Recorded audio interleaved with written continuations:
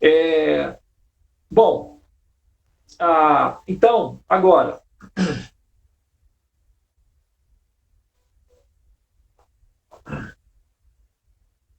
nós temos três instâncias. Nós temos a sala do templo, nós temos a sala dos mantras e nós temos a torre dos mantras. Tá? São três níveis do complexo. A sala do templo, ela envolve o pátio do templo. Quando vocês forem em Mayapur, ou quando vocês forem em algum templo da ISKCON, ou com um templo védico de modo geral, você vai ver que assim que você entra no templo, tem um pátio.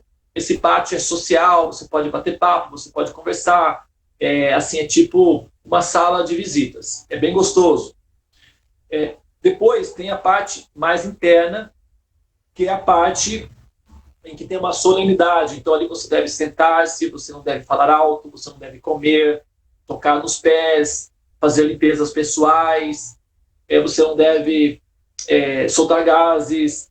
Você tem uma série de assim, precauções que você deve tomar nesse ambiente, porque ele é solene e ele é introspectivo. Né? Então, você deve harmonizar-se com essa situação. Por exemplo, quando o Moisés, né, foi convidado para se aproximar da árvore incandescente, que era uma forma de luz, né, foi orientado que ele tirasse as sandálias, não é, para poder se aproximar. Então ele teve que tirar as sandálias. Mas ele perguntou, né, por que eu devo tirar as sandálias?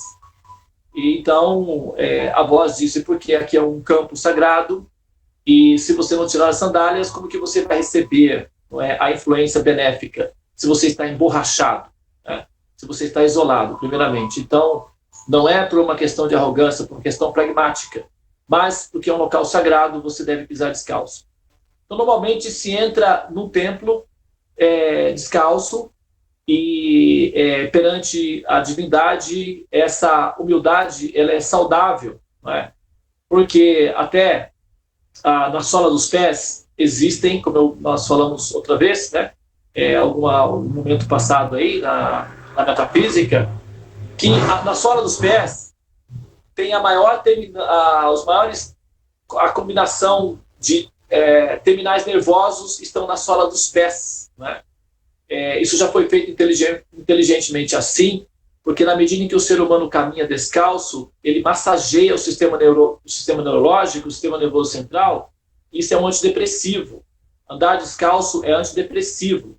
A pessoa deve, então, caminhar descalço. E perante Deus, nós temos que nos aproximar com gratidão, com alegria no coração, não com lamentação, com choro, com reclamação, porque o Senhor Supremo, ele é inteligente, ele já tem as suas técnicas de informação e tal.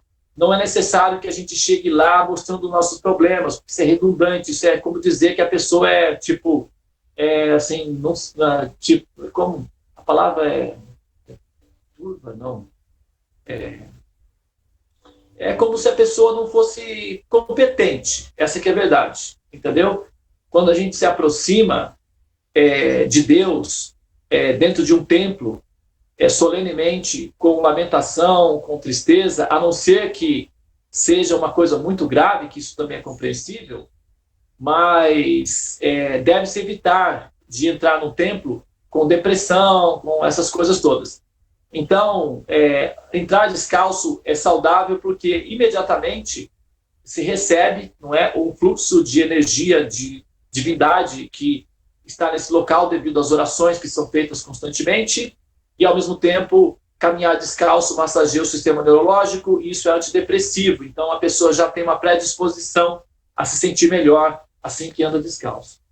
Então, a gente tem a sala do templo e nós temos a sala dos mantras, que é onde as pessoas se sentam para fazer orações, para fazer os mantras.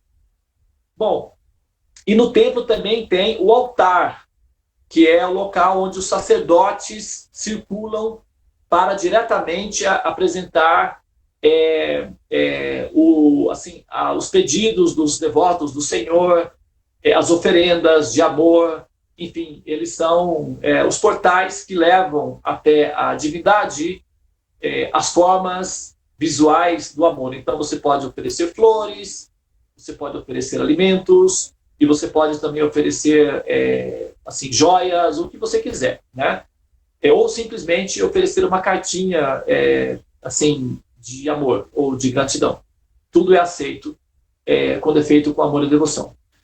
Então, esse ambiente interno, é o ambiente que nós conhecemos como a Torre dos Mantras, né? Que seria a sala do altar, no caso, seria o altar propriamente dito. Então, aí, os sacerdotes e as sacerdotisas, aqueles que estão maternando, aqueles que assumem responsabilidades por outros pacientes, são admitidos nessa instância mais íntima da sala do templo. Tá? Todos são admitidos nessa parte mais íntima, que é quando nós nos aproximamos mais da divindade, quanto mais intensamente nós nos aproximamos da divindade. Todos são bem-vindos, mas apenas aqueles que estão aceitando para si a responsabilidade de cultivar o jardim, que são as almas. Então, as pessoas que nós levamos até o Senhor Supremo não são problemas, são flores. Então, nós não estamos levando pessoas, problemas para ele, nós estamos levando almas. E almas são perfumadas, almas são divinas, almas são flores de lótus. Isso é a nossa oferenda de gratidão ao Senhor Supremo. Automaticamente essas pessoas serão curadas e a gente não precisa nos preocupar com a cura, o tratamento delas, porque não somos nós que fazemos isso, né? É a própria divindade que faz isso.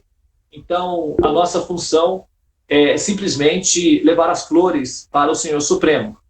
E para entrar na Torre dos Mantras, na parte interna, somente aqueles que estão transportando flores são admitidos, porque você não vai entrar nesse local com mãos vazias, não é apropriado, né? Até porque não faz sentido. Então, aqueles que desejam entrar mais próximos e ter um contato mais direto com a Suprema Personalidade de Deus, com a divindade, então colham as suas flores e tragam, né, perante o Senhor. Serão admitidos, tá? A Torre dos Mantras é bem ampla, pode receber a todos, mas ninguém deve aproximar-se de mãos vazias, porque isso não é educado, não se visita uma pessoa querida ou uma pessoa importante de mãos vazias ou com más intenções, ou sei lá, com intenção nenhuma. Então, nesse caso, realmente, somente as pessoas que assumem responsabilidades práticas em termos do cuidado com os demais que entram, de fato, na Torre dos Mantras. Todos são convidados, mas apenas aqueles que estão assim, transportando as flores que, de fato, entram propriamente falando, tá? E isso está aberto para todos, mas essa é uma atividade absolutamente voluntária.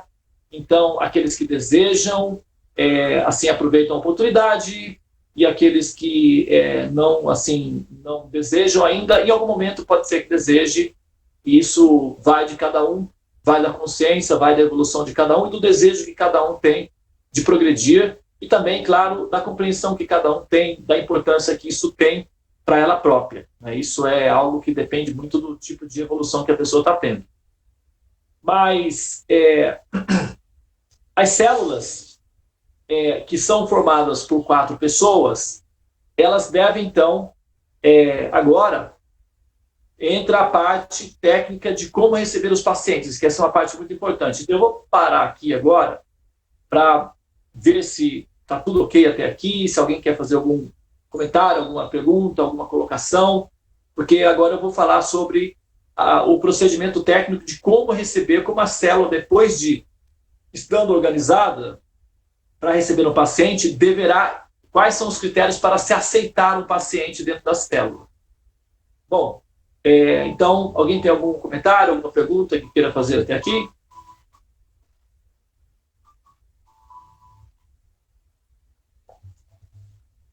Muito bem. Então, eu vou prosseguir. Veja bem,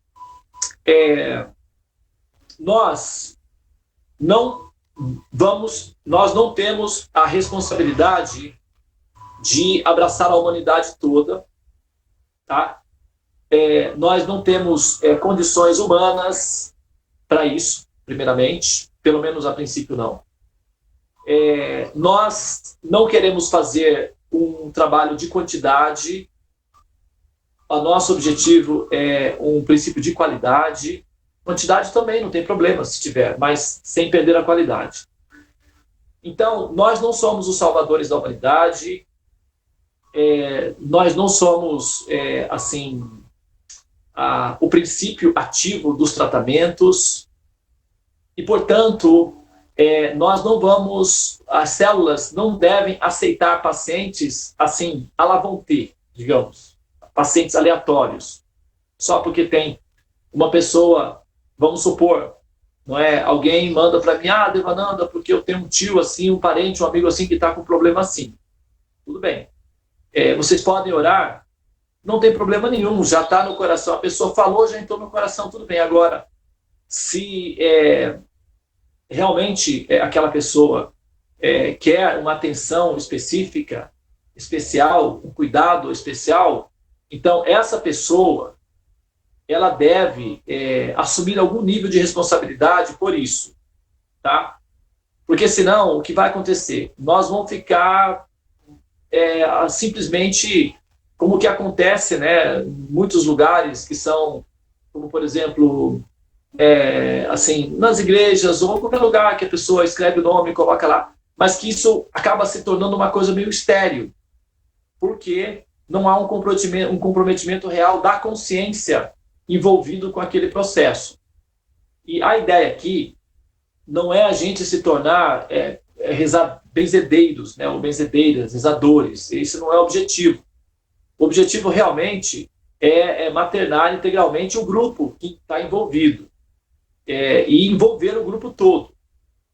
Então, por exemplo, se alguém pede para mim, olha, você pode fazer uma oração, nós temos um problema assim, assim, assim, podemos. Você pode nos acompanhar, porque a sua presença é como, por exemplo, o médico, né? Quando você vai, por exemplo, levar uma pessoa, o médico precisa falar com alguém, e alguém, um membro da família, então quando o médico está atendendo o paciente, então ele sai para falar com membros da família. E se não tem ninguém lá dando atenção para o paciente, como é que faz, né? Então, tem que ter alguém ali próximo para que o médico possa ter alguma relação com o paciente, entre o paciente e o familiar. Então, não adianta a pessoa transferir o problema para nós, entendeu? Porque nós vamos ficar sobrecarregados com problemas. E nós ficarmos sobrecarregados com os problemas das pessoas significa que nós estamos acreditando que, de fato, nós somos nós somos a coisa em si. Na verdade, nós somos o intermédio, a gente sabe disso, né? Então, a pessoa que está trazendo o problema, ela também deverá se envolver ao ponto de que ela demonstre que aquela intenção que ela tem é verdadeira e não apenas uma transferência de responsabilidade para outro. Então, a gente vai ficar assumindo a responsabilidade dos demais e as pessoas vão ficar em casa, talvez, quem sabe, dormindo. Então, acho que acaba sendo, vamos dizer assim, redundante isso daí. Então, nós precisamos fazer um trabalho em que todos despertem. Não apenas o paciente se cure, mas aqueles que estão em volta do paciente também recebam uma cura de evolução, de conhecimento, que dê um passo importante, porque às vezes o que acontece? Em função de alguém que está sofrendo, que a pessoa está sensível em relação a alguém que sofre, como consequência disso, a pessoa está predisposta a dar um passo na evolução que ela não daria, né? Assim, anteriormente. Eu vou só dar um exemplo para vocês de uma pessoa que tem um filho, né? Que essa pessoa ela não conseguia por ela mesma acordar cedo e assim, fazer algumas coisas relacionadas com o próprio mapa dela, mas quando entrou na questão do filho dela, ela conseguiu, né? Ela conseguiu despertar, ela conseguiu dar esse passo, porque tinha uma motivação, né? Que era assim, a motivação da compaixão que ela tinha pelo filho, do amor que ela tinha pelo filho. Então, isso deu força a ela para que ela pudesse progredir. Isso foi bom para ela e bom para o filho. Então, todos aqueles que se aproximam de nós são pacientes, não apenas uma pessoa doente especificamente crônica. Aquelas pessoas que se aproximam também são pacientes, só que são pacientes que ainda não chegaram ao ponto crônico, mas em algum momento vão acabar chegando. Então, a nossa função, ou o nosso objetivo é, enfim, despertar a alma para que ela não precise mais de tratamentos. Senão, nós vamos ficar enxugando gelo, tratando o corpo, daqui a pouco a pessoa renasce e aí pega um outro corpo, e isso continua infinitamente. E isso não é muito produtivo para o nosso trabalho. A nossa consciência deve ser no sentido de liberar a pessoa, para que ela não tenha mais que nascer num corpo de carbono que vai dar sempre esse mesmo resultado. Me ajuda porque vai dar um problema e tal. Aí volta de novo, começa tudo isso, não acaba nunca. É redundante. Então, o objetivo é que a célula seja uma fonte de tratamento integral, não apenas para que as pessoas se aliviem dos seus sofrimentos físicos, psicológicos, mas também para que elas sejam aliviadas definitivamente das suas aflições existenciais.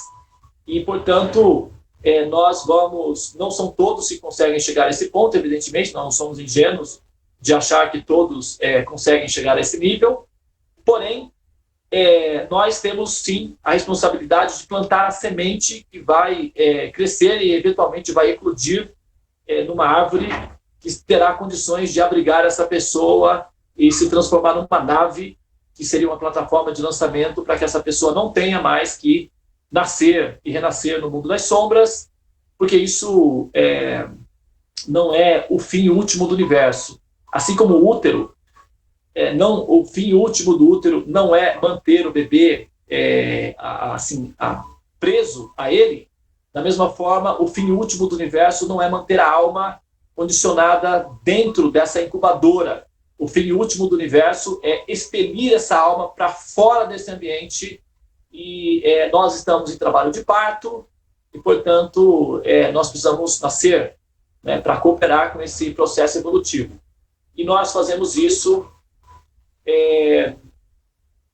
ajudando outros a nascerem. Não é? É uma ciência que se aprende ensinando e é uma cura que se cura curando. Ok? Muito bem. Então, cada pessoa que vem deve, em algum nível, assumir algum comprometimento de ter alguma relação de envolvimento com aquele paciente. Senão, a minha sugestão, aí cada célula vai tomar a sua própria decisão, porque aí cada um de vocês que vão assumir, digamos aí, um pouco também, né, dessa responsabilidade kármica. Não se preocupe que vocês não vão assumir para si o peso kármico, mas em algum momento vocês transportarão esse karma até um certo local, tá? Então é bom que vocês recebam a ajuda daquele que está trazendo o problema. Tudo bem, eu estou com um pacote pesado aqui, tem como você levar até lá? Tem, você me ajuda também? Vamos juntos, a gente chega lá, mais fácil. Agora, você pegar o pacote da pessoa, dar uma de herói, você vai acabar se cansando, vai ficar, aí o voluntário vai acabar se desgastando, se desanimando, porque ele vai ficar somatizando aqueles problemas, e isso é uma coisa contínua, vai ter sempre pacientes, então a pessoa acaba se cansando em algum momento, entendeu? E fica improdutivo. Mas quando você, começa a envolver outras pessoas no processo, acaba ficando prazeroso, porque esse processo, ele é integral, ele envolve a alma, então ele dá um efeito de produzir prazer no eu, ou prazer no ser. E isso é um combustível que mantém a pessoa em movimento por muito, muito tempo. E nós precisamos de entusiasmo, porque a gente vai precisar caminhar bastante, então é necessário que nós saibamos caminhar pela sombra, porque pode ser que a caminhada seja longa, então é bom que nós tenhamos uma caminhada confortável, para que a gente possa caminhar sempre, tá? Por isso, a minha orientação é que não aceitem simplesmente nomes, tá? fulano entrou em contato e falou, orem por tal fulano. Ok, então você deve conhecer a história da pessoa e envolver a pessoa que está trazendo o problema em algum nível. Se ela não for, por exemplo, se ela não puder cantar mantras, não tem problema. Você pode orientá-la a fazer o terço. No momento em que você está fazendo o mantra, ela deve despertar na casa e fazer o terço. Rezar o Pai Nosso, Ave Maria, o que for. A espírita, não, então acorda cedo e vai fazer o evangelho do lar. É umbanda, então vai fazer as oblações para os elementais. Entende? Não tem religião nenhuma, tudo bem. Acorda e respira próximo do paciente, apenas isso é o suficiente. Mas a pessoa deve despertar no horário do sol. Então, assim, aqueles que não têm força para despertar pela manhã junto com o sol, ou que não desejam fazer isso, nós não temos necessariamente a obrigação de aceitar os problemas deles, tá? A pessoa tem que demonstrar algum esforço. Agora, se ela for uma pessoa doente, não consegue de fato fazer isso, aí sim você pode nobremente aceitar a responsabilidade, tá? Você pode fazer pela pessoa, e aí você vai precisar fazer também jejum por ela, tá? Então você, o membro da célula que aceita a responsabilidade de outra pessoa que não tem condições psicológicas ou físicas de estar com você na sintonia do momento que é da sala dos mantras, então você deverá também observar jejum no ciclo dos 12 dias pela manhã, de manhã até ao meio-dia. Observe jejum completo, pode tomar água. Após o meio-dia, pode comer normalmente, mas todos os dias durante o ciclo, você deverá observar o jejum. Caso você aceite um paciente, porque não vou entrar nos detalhes agora da implicância kármica que isso gera, mas o jejum, ele te neutraliza completamente de qualquer responsabilidade kármica, quando você aceita o problema de outras pessoas. Por isso que Jesus observava jejum continuamente, né? Então, agora, quando a pessoa pode, ela própria, estar em sintonia nesse momento, pronto, então você não precisa jejuar, tá? Porque a pessoa está fazendo a parte dela, então o peso está dividido, você não precisa se projetar para isso. Do contrário, aqueles que querem aceitar nomes e pacientes, assim, saibam que se não tomar as precauções adequadas, aí sim há um envolvimento kármico, sim, tá? Isso pode gerar problemas para você, karmicamente falando. E para que isso não aconteça, o paciente deve ser acompanhado pelo membro da família ou a própria pessoa deve entrar em harmonia. Não precisa necessariamente entrar na sala dos mantras. Se você conseguir trazer a pessoa até a sala dos mantras, ótimo para ela. Ela vai se beneficiar infinitamente, assim como você está se beneficiando, assim como eu me beneficio, como nós nos beneficiamos com a terapia dos mantras, outras pessoas também podem eventualmente se beneficiar e se deliciar com esses momentos mágicos que são os mantras. Mas a gente sabe que não é para todos, não são todos que estão no nível de apreciar isso. Então a gente não pode esperar que todos consigam nesse nível. Mas elas podem fazer meditações, elas podem rezar o terço, elas podem fazer o evangelho, ou elas podem simplesmente sentarem-se diante do sol e apenas respirar. Isso você deverá ensinar. Você deverá ensinar o que a pessoa deve fazer. Sentar, respirar com o diafragma, fechar os olhos e ficar na direção do sol, pelo menos. E fazer o tercinho dela, enquanto você faz o Mahamantra aqui, enquanto você faz o mantra. Ler o livrinho sagrado dela, fazer alguma coisa, entrar na harmonia, tá? Então as células não são cabide assim, não é uma muleta para as pessoas se escorarem. Na verdade, nós somos assim, preocupados, sim, em ajudar as pessoas, mas nós temos que fazer isso de maneira consciente e profissional, tá? Por isso, as precauções devem ser tomadas até para que haja uma blindagem de proteção kármica em relação às pessoas, tá bom? Isso é importante, é um protocolo de segurança. Todo trabalhador possui um sistema de segurança. Se você vai trabalhar como pintor, você precisa de uma roupa, né, assim, que você possa, enfim, se sujar, porque vai se sujar. Se é um policial, precisa de um colete à prova de balas. Se você é um bombeiro, precisa de uma roupa apropriada. E se você é um sacerdote, então você precisa de uma blindagem espiritual apropriada. Porque a matéria-prima do sacerdote são o karma das outras pessoas, os sofrimentos delas, as aflições delas. Então, a nossa matéria-prima é o sofrimento humano, as aflições humanas. E se nós não tivermos uma roupagem apropriada para lidar com essa matéria-prima, nós nos, eventualmente, contaminamos com isso. E isso não é muito bom, porque nós vamos perder, não é assim, o voluntário. Então, é preciso de uma blindagem. Por isso que nós apresentamos os pacientes somente depois de nós próprios aplicarmos a terapia sobre nós mesmos, né? Com os mantras, com os pranayamas, e finalmente, lá no finalzinho, quando nós já estamos prontos, preparados espiritualmente, é que nós, então, entramos na torre dos mantras e oferecemos as flores aos pés de lótus do Senhor. Tá? Esse é o procedimento que no conceito geral, né, assim, do ideal, que é o funcionamento da célula. Ok?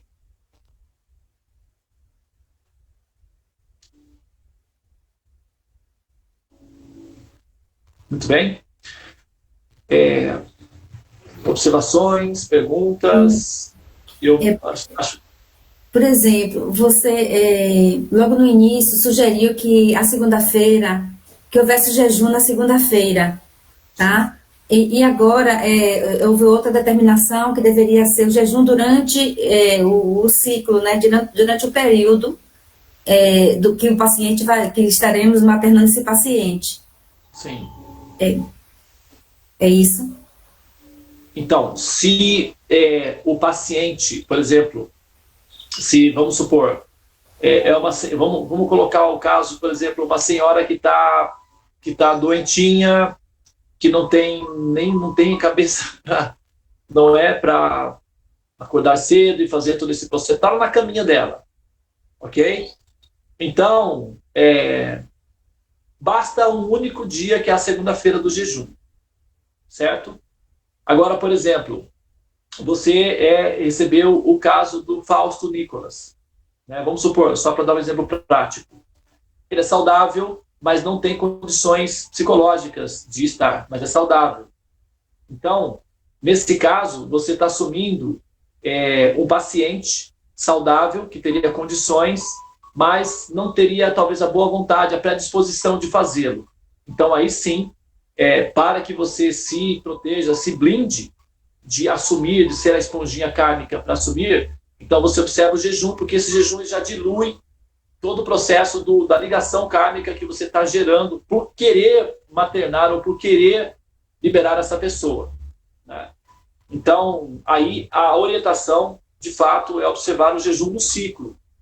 Isso vai fazer também com que o próprio voluntário selecione bem ou se prepare bem para assumir um paciente.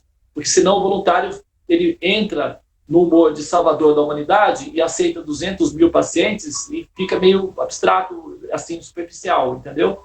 Então isso vai, não estou falando que é o seu caso específico, mas se esse processo cresce, por exemplo, se essa célula se espalha ou se expande, vai aparecer eventualmente pessoas que assim vão querer abraçar a humanidade toda. E como elas não sabem exatamente o que elas estão fazendo, elas acabam assumindo karmas. E elas sofrem como consequência disso. Então, esse sistema é um sistema de segurança também para proteger o próprio voluntário de não se aventurar a aceitar uma carga maior do que ele realmente consegue carregar. No caso, como você citou o exemplo do Fausto Nicolas, eu vou sentar o que está ocorrendo nesse momento, para ver se está correto a ação. Como antes foi determinada a segunda-feira, toda segunda-feira eu entro em contato com os familiares, procuro saber como é que está a situação do Fausto Nicolas, e eu tenho observado o jejum também nesse dia. Como eu também orientei a mãe, e orientei para ele fazer também. A mãe, ela está de fato fazendo, tá? Todo o processo. E tem me dito que ele está pegando livros para ler, certo? Isso aí já libera. Mas ele também está observando o jejum, uma alimentação sem violência, entendeu? O jejum de grãos com o tipo Ekadasi nessa segunda-feira, tanto ele como a mãe. Sim, entendeu? Então você está fazendo um trabalho completo. Você está maternando de uma maneira integral. Liberação não é um recurso tão, assim, tão, digamos, tão vulgar. A liberação é um diamantezinho que ele é possível de ser alcançado, sim.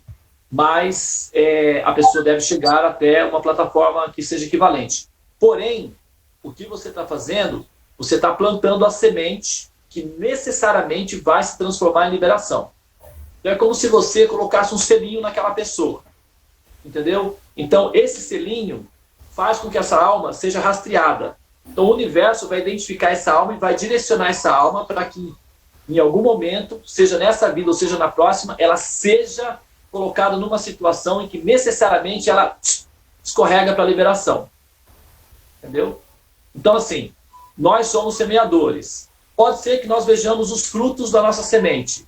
Pode ser que nós não vejamos. Mas a nossa responsabilidade é plantar a semente. E esse cuidado de você colocar a semente, mexer na terra, afofar a terra, cuidar da terra, é o cuidado de um jardineiro adequado, né? Então, é isso sim. Isso assim, certamente você pode pensar da seguinte maneira. Essas almas, elas estão certamente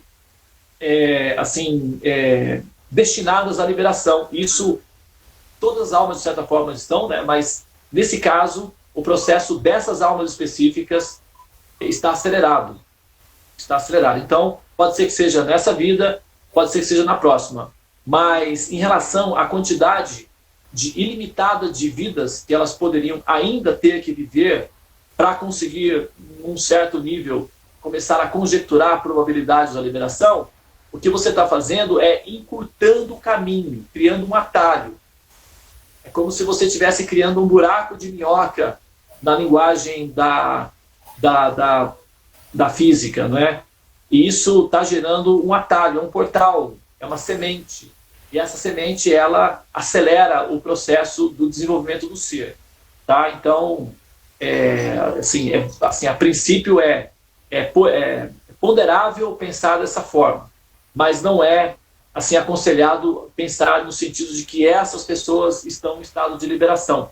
Mas elas estão incluídas no programa e o selo já está afixado e elas serão rastreadas e eventualmente serão adicionadas para essa fase, sim, isso sim.